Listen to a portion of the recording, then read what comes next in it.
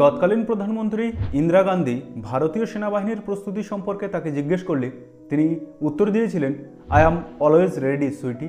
তিনি আরও বলেছিলেন, যদি কোনো মানুষ বলে যে সে মরতে ভয় পায় না, তাহলে হয় সে মিথ্যে বলছে, নয়তো সে একজন গোর্খা। তাকে আরও জিজ্ঞেস করা হয়েছিল যে দেশভাগের সময় যদি তাকে পাকিস্তানে চলে যেতে হতো তাহলে কি হতো। তার উত্তরে তিনি বলেছিলেন, তাহলে পাকিস্তান সমস্ত যুদ্ধে জয়লাভ করত। বর্তমান ভারতবর্ষে জনমত নির্বিশেষে যে পেশাকে প্রত্যেকটি মানুষ সম্মানের চোখে দেখে, অথবা যাদেরকে দেখলে শ্রদ্ধায় মাথা নত হয় কিংবা গর্বে বুকটা ভরে ওঠে, অথবা যে পেশার নাম বললে তরুণ প্রজন্মের শিরা উপশিরায় রক্তের বেগ তীব্র হয়, সেই পেশার নাম হলো ইন্ডিয়ান আর্মি। হ্যাঁ, ঠিকই শুনেছেন। সুদীর্ঘ ভারতবর্ষের ইতিহাসে এখনো পর্যন্ত মাত্র দুজন ফিল্ড মার্শাল পদে উন্নীত হয়েছেন। তার মধ্যে প্রথম যিনি ফিল্ড মার্শাল হয়েছিলেন তার নাম শ্যাম মানেকশা ওরফ শ্যাম বাহাদুর। তো চলুন আজকের ভিডিওতে জেনে নেব ভারতের প্রথম ফিল্ড মার্শাল শ্যাম হরমুজি ফ্রামজি জামশেদজি মানেকশার কাহিনী। নমস্কার, আমি প্রদীপ, অনুভবের সফর চ্যানেলে আপনাদের সকলকে স্বাগত। আর যারা আমাদের চ্যানেলে নতুন তারা অবশ্যই চ্যানেলটিকে সাবস্ক্রাইব করে আমাদের পাশে। 1971 সালে বাংলাদেশ মুক্তিযুদ্ধের সময় ভারত বাংলাদেশ যৌথ বাহিনীর প্রধান হিসেবে দায়িত্ব সামলানো এই মানুষটির জন্ম 1914 সালের 3রা এপ্রিল পাঞ্জাবের অমৃতসর শহরে এক পার্সি পরিবারে। তার বাবা হরমিজ মানেকশা ব্রিটিশ ভারতের একজন চিকিৎসক ছিলেন। তিনি কখনোই চাননি তার ছেলে সেনাবাহিনীতে যোগ দিক, কিন্তু শ্যাম মানেকশা আর্মি জয়েন করার ব্যাপারে দৃঢ় প্রতিজ্ঞ ছিলেন। বাবার কথা অমান্য করে শ্যাম মানেকশা সেনাবাহিনীর প্রবেশিকা পরীক্ষা দেন। তারপর তো বাকিটা ইতিহাস। দীর্ঘ 40 বছর ভারতীয় সেনাবাহিনীতে যুক্ত থাকা শ্যাম মানেকশা স্নাতক হওয়ার পর 1934 সালে ব্রিটিশ ভারতীয় সেনাবাহিনীতে যোগ দেন এবং যোগ দেওয়ার কিছুদিন পরেই তিনি লেফটেন্যান্ট পদে উন্নীত হন। দ্বিতীয় বিশ্বযুদ্ধ চলাকালীন বার্মা, বর্তমান মায়ানমারে জাপানি সেনার সঙ্গে সংঘাতের সময় ভারতের 12তম ফ্রন্টিয়ার ফোর্স রেজিমেন্টের 4th ব্যাটালিয়নে ক্যাপ্টেন হিসেবে দায়িত্ব পালন করেন। নিজের 50% সেনাকে হারিয়েও মানেকশার নেতৃত্বে ভারতীয় সেনাবাহিনী শিটং সেতু দখল নিতে সমর্থ হয়। দ্বিতীয় বিশ্বযুদ্ধ শেষে ভারত স্বাধীন হলে মানেকশার রেজিমেন্ট পাকিস্তান সেনাবাহিনী পায়। তখন মানেকশা 8ম গোর্খা রাইফেলসে যোগ দেয়। ওই বছরের শেষে 5ম গোর্খা রাইফেলসের ক্যাপ্টেন হিসেবে উন্নীত হন এবং 1952 সালে কর্নেল পদে উন্নীত হন। 1957 সালে তিনি ভারপ্রাপ্ত ব্রিগেডিয়ার থেকে স্থায়ী ব্রিগেডিয়ার পদে যান।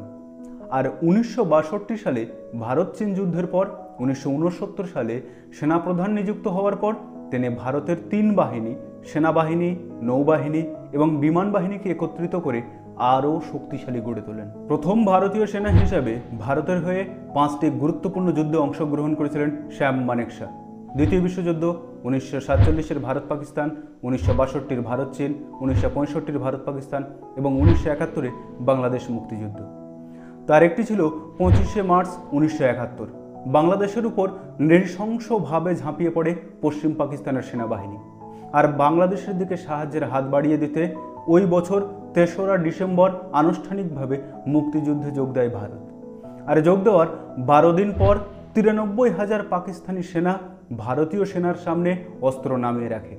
আর এই দিনটি ভারতের শৌর্যের ইতিহাসে এক সোনালী দিন বলে বিবেচিত হয়। আর ভারত সেই ঐতিহাসিক জয় পেয়েছিল শ্যাম মানেকশার নেতৃত্বে। শোনা যায় তৎকালীন প্রধানমন্ত্রী ইন্দিরা গান্ধী মুক্তিযুদ্ধের আগে ভারতীয় সেনার প্রস্তুতি সম্পর্কে মানেকশাকে জিজ্ঞেস করলে তার উত্তরে তিনি বলেছিলেন, I am always ready sweetie. তো এহেন ব্যক্তিত্বের অধিকারী মানেকশা বহুবার যুদ্ধক্ষেত্রে মৃত্যুকে ধোঁকা দিয়ে বেঁচে ফিরেছেন। 1942 সালে দ্বিতীয় বিশ্বযুদ্ধ চলাকালীন জাপানি সেনার সঙ্গে সংঘাতের সময় নাকি তার শরীরে 9টি গুলি লেগেছিল। যুদ্ধক্ষেত্র থেকে তাকে উদ্ধার করেছিলেন তারই সহযোদ্ধা শের সিং। এক অস্ট্রেলীয় চিকিৎসকের তত্ত্বাবধানে দীর্ঘদিন চিকিৎসা হওয়ার পর সুস্থ হয়ে তিনি পুনরায় ভারতীয় আর্মিতে যোগ দেন। ভারতীয় সেনাবাহিনীতে তার অবদানের জন্য ভারতের প্রথম 5টি তারা বিশিষ্ট সম্মানে সম্মানিত কোনো সেনা অফিসার শ্যাম মানেকশাকে সালে সামরিক ক্রস, 1968 সালে পদ্মভূষণ এবং 1972 সালে পদ্মবিভূষণ সম্মানে ভূষিত করা হয়। 2008 সালে 27 জুন তামিলনাড়ুর ওয়েলিংটন সেনা হাসপাতালে 95 বছর বয়সে ভারতের এই বীর সাহসী মানুষটির জীবনাবসান ঘটে। তো ভিডিওটি শেষ করার আগে আমি শ্যাম মানেকশার দুটি জনপ্রিয় উক্তি দিয়ে শেষ করব।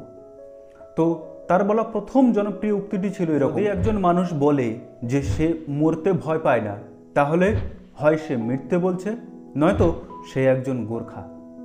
দ্বিতীয় তার যে উক্তিটি ভীষণ জনপ্রিয় হয়েছিল সেই সময়ে, সেটি হলো তাকে জিজ্ঞেস করা হয়েছিল যে দেশভাগের সময় যদি তাকে পাকিস্তানে চলে যেতে হতো তাহলে কি হতো। তার উত্তরে শ্যাম মানেকশা বলেছিলেন, তাহলে পাকিস্তান সমস্ত যুদ্ধে জয়লাভ করত। এই ছিল ভারতের প্রথম ফিল্ড মার্শাল শ্যাম মানেকশা ওরফ শ্যাম বাহাদুরের অজানা কাহিনী। আশা করি ভিডিওটা আপনাদের সবার ভালো লাগবে। আর যদি ভিডিওটা ভালো লাগে তাহলে অবশ্যই বন্ধুদের মধ্যে শেয়ার করে তাদেরকেও জানার সুযোগ করে দেবেন। মেঘনা গুলজার পরিচালিত, ভিকি কৌশল অভিনীত ভারতের সবচেয়ে সাহসী এই ব্যক্তির সিনেমা আশা করি আমাদেরকে নিরাশ করবে না। তো দেখা হচ্ছে পরের কোনো ভিডিওতে। ততদিন ভালো থাকবেন, সুস্থ থাকবেন আর অবশ্যই নিজের খেয়াল রাখবেন।